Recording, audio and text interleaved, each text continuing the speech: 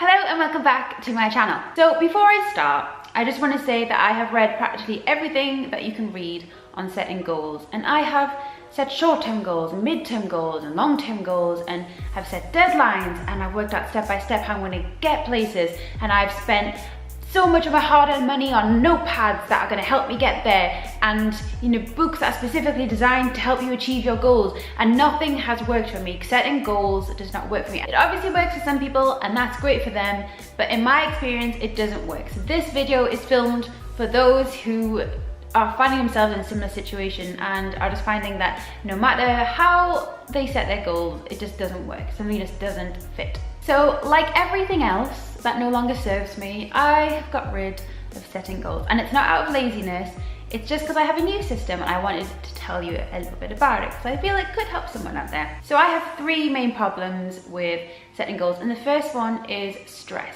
Because I think that changing your life for the better and growing and learning and moving and all of this kind of thing should be a constant state of being, but I don't think stress should be a constant state of being. Setting goals puts a lot of pressure on yourself and it's not sustainable. The guilt that you feel when you don't achieve your goal, or you've gone a week without doing anything to work towards your goal, it's the opposite of being kind to yourself, in my opinion. I found that most of my sources of stress have actually come from me and lines that I have drawn for myself and achievements that I have told myself that I must get by this certain point.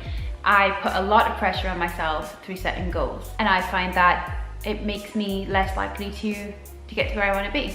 The second is that, again, it's in my experience, but in my experience I've found that setting goals encourages a sense of competition, and this isn't where progress should be born out of. So when I was setting goals and trying to achieve them, these were all born out of on a really poor foundation of needing to prove myself or to make a point. Things like, I want to be married by the time I'm 25, or I want to own my own house by the time I'm in 2 years' time.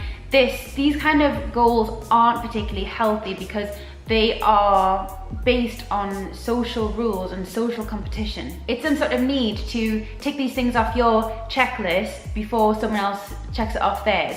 But your timeline shouldn't be affected by other people's timelines. Your life should just be lived as you live it. And the third is that if we're so focused on a goal, on the future, then we're not going to appreciate the journey or appreciate the actual process of getting to that point. And also, if we're so blinkered, if we're so focused on where we're going, we might fail to recognize other opportunities that are coming our way. Also, for me, I would get very frustrated that I wasn't actually there yet when I was focusing on something in the future. I would get annoyed that I wasn't there, and I would feel very, very frustrated and very sort of self-loathing-y and very annoyed at myself for not being further along the process than I was.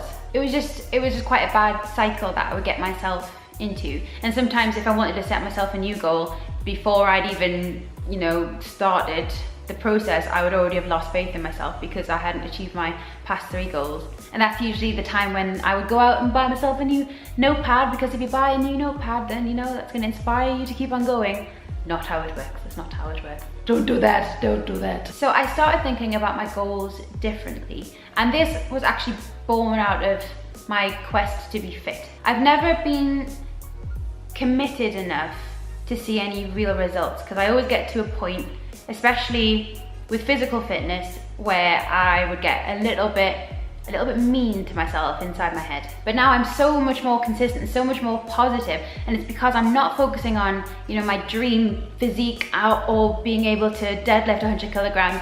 It's because I've incorporated it into my daily habits. Your daily habits dictate the direction of your life, and there's no point in setting goals about what your body should look like or how strong you should be, because you've chosen a direction that's going to take you there anyway. And if I miss a day, then my direction hasn't really changed. It's still very important for me to be kind to myself, but I have 2 options. One is, one direction is fitness and health and being strong, and the other way is, undoing my hard work so far is being less healthy and being less fit and less strong. So I have 2 options here, and every single day I need to try and choose the direction that I actually want to move in. And it's the same with work. I'm trying to build into my daily habits the need to do a little bit of work every single day so I can stay on top of things.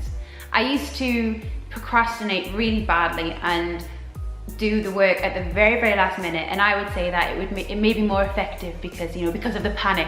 But no, that's not how it works. I was just making excuses. I know that now. I know that regarding work, there's two directions I can move in. I can be stressless and easygoing and laid back and everything's cool, or I can be, you know, stressed and snapping at people and just really regretting that I haven't started yet. They are my two options, and I have to make that decision every single day. Which way do I want to go? And again, if I miss a day, it's not the end of the world because I'm still moving in the right direction. And this is something that I am majorly overhauling in my life at the moment.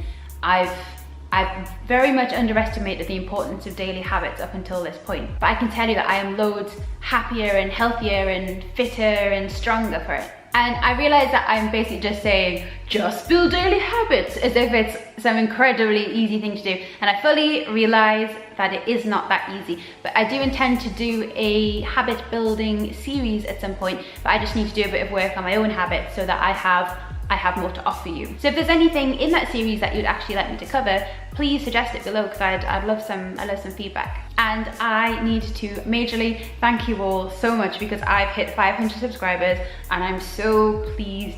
Thank you so much. And to commemorate the event, I want to do a Q&A. So if you have any questions for me that I'll answer in a coming video, please put them in the comments. I would love to hear them. Thank you so much for watching, and please feel free to subscribe if you're new, and also to follow me on Instagram, because I'm going to be going to Bali soon, just for a couple of weeks, but I won't be taking my MacBook. So I'm going to be like updating on my Instagram story. So if you're interested and want to keep in touch, then please follow me on there. So thanks again for watching, and thank you for subscribing. I'm so happy, thank you.